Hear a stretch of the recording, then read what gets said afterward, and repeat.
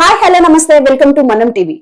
పోసాని కృష్ణమురళి గారిని అయితే అరెస్ట్ చేయడం జరిగింది. ఆయన మాట్లాడిన మాటలకి ఆయనకి జైల్లో థర్డ్ డిగ్రీ విధిస్తున్నారు అనే వార్తలు అయితే బయట వినిపిస్తున్నాయి. ఇది ఎంతవరకు నిజం అనేది తెలుసుకోవడానికి ప్రయత్నం చేద్దాం. ఇప్పుడు మనతో ఉన్నారు సీనియర్ జర్నలిస్ట్ కట్టా కార్తిక్ గారు. నమస్తే సార్. నమస్తే. పోసాని కృష్ణమురళి గారిని అరెస్ట్ చేశారు.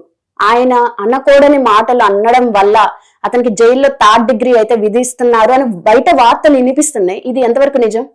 బయట 100 రకాలుగా మాట్లాడుకుంటారు. ఇంకా ఆయన జైలుకు పోలేదు, అరెస్ట్ అయ్యాడు, పోలీస్ స్టేషన్ లో ఉన్నాడు, ఆరోగ్య పరీక్షలు అయిపోయినాయి, కోర్టుకి హాజరుపరుస్తారు, కోర్టు రిమాండ్ విధిస్తుంది, తర్వాత జైలుకి వెళ్తాడు.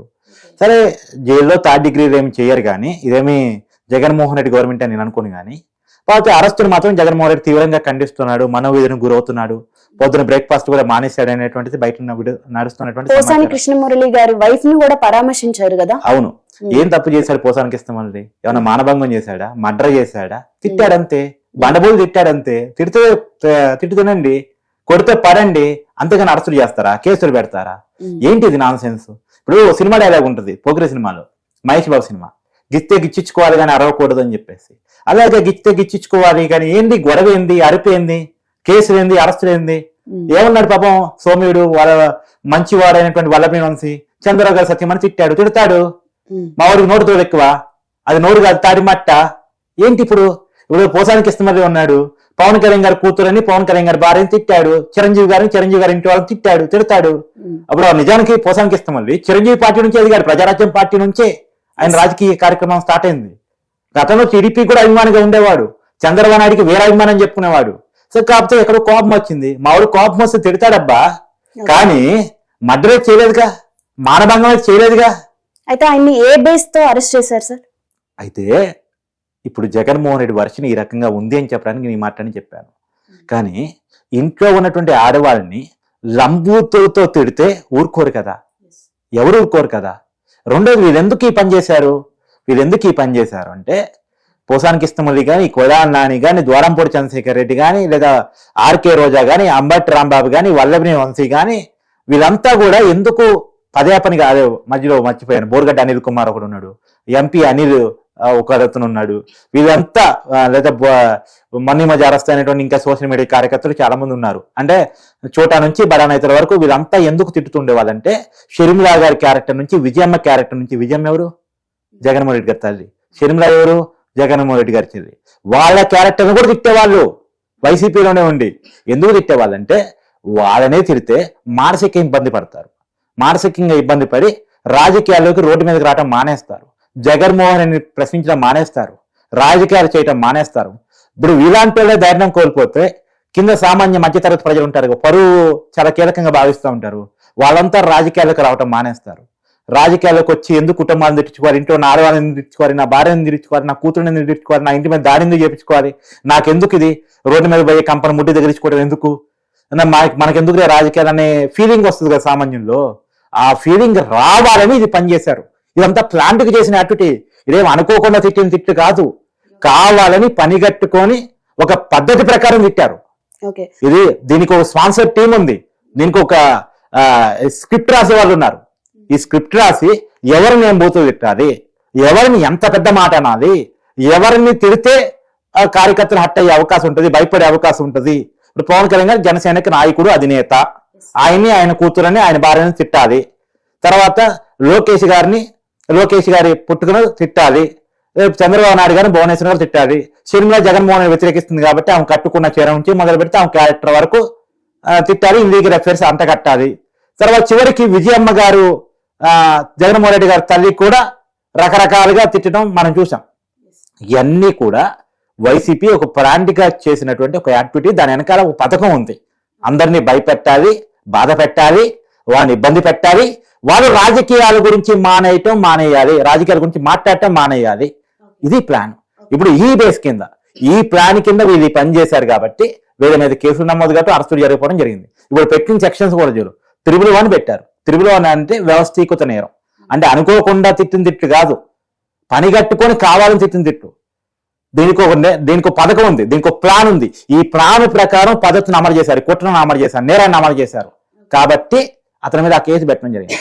తర్వాత కులాలను రెచ్చగొట్టాడు, వర్గాలను రెచ్చగొట్టాడు, 196, 353 ఈ సెక్షన్స్ ని అతని మీద నమోదు చేయడం అంటే జరిగింది. నాన్ బెయిలబుల్ ఉందా సార్? ఎస్, ఖచ్చితంగా నాన్ బెయిలబుల్ సెక్షన్స్. ఈ మూడు కలిసినప్పుడు ఖచ్చితంగా నాన్ బెయిలబుల్ సెక్షన్స్. వ్యవస్థీకృత నేరం అనేటువంటిది నాన్ బెయిలబుల్ సెక్షన్, ఖచ్చితంగా నాన్ బెయిలబుల్ సెక్షన్. అంటే ఒకటి చేసిన నేరం కాదు, వందల మంది చేసిన నేరం. సోషల్ మీడియా కార్యకర్తల నుంచి నిందా పేరు చెప్పాను కదా, వాళ్ళంతా ఈ నేరంలో భాగస్వాములు. కొడాలి నాని భాగస్వామి. కొడాలి నానికి మంత్రి పదవి ఎందుకు ఇచ్చిందమ్మా?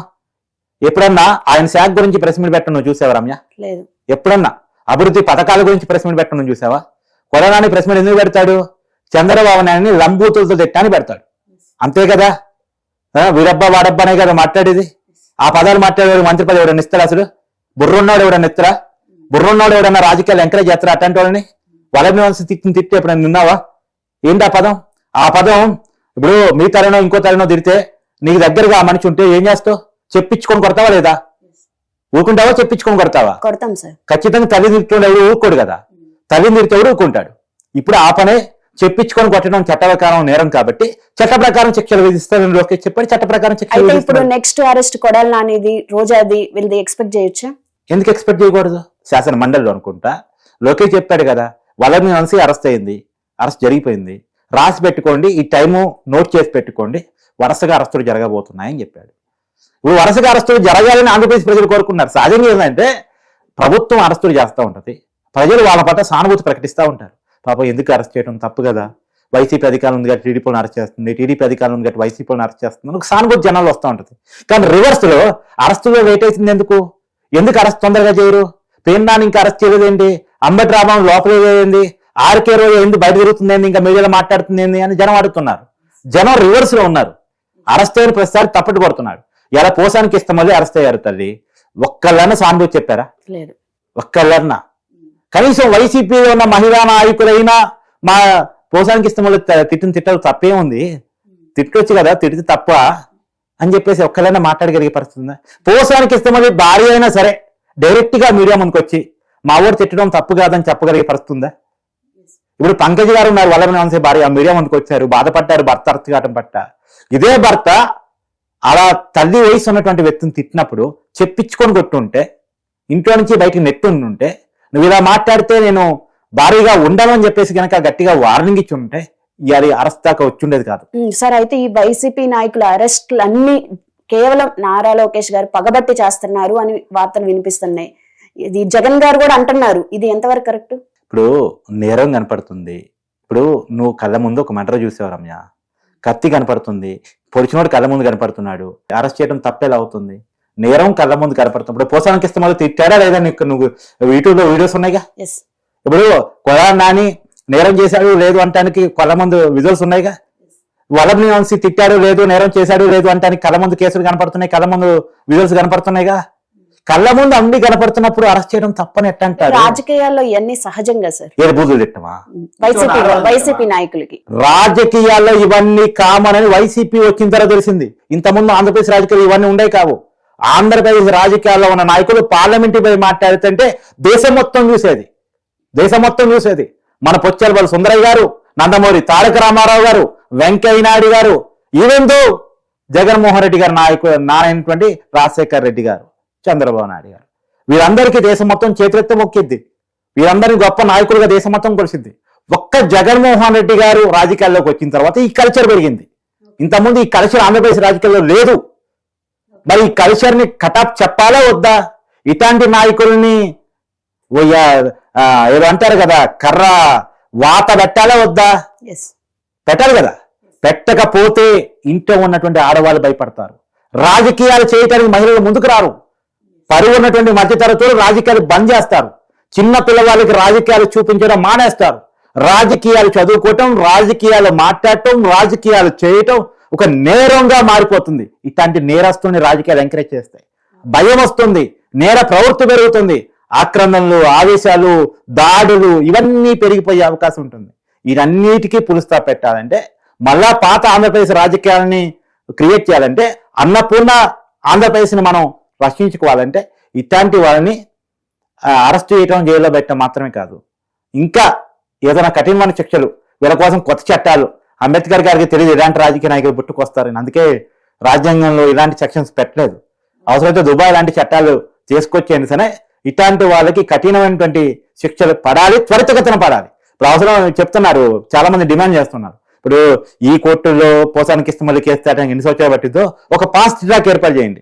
వైసీపీ బూతులు తిట్టిన వాళ్ళు, వైసీపీ దాడులు చేసిన వాళ్ళు, వైసీపీ నేరాలు పాల్పడ్డోళ్ళు, వైసీపీలో కబ్జాలు పాల్పడ్డోళ్ళు అందరి కోసం ఓ స్పెషల్ కోర్టు పెట్టి కేవలం వైసీపీ నాయకుల అక్రమాలని వినటానికి మాత్రమే ఈ కోర్టు ఫాస్ట్ ట్రాక్ కోర్టు. 6 నెలల్లో ఈ కోర్టు వింటది, తీర్పు ఇచ్చేయాలి. ఆ రకమైనటువంటి కోర్టులు పెట్టాలని చెప్పేసి ప్రజలు డిమాండ్ చేస్తున్నారు. Okay, thank you sir.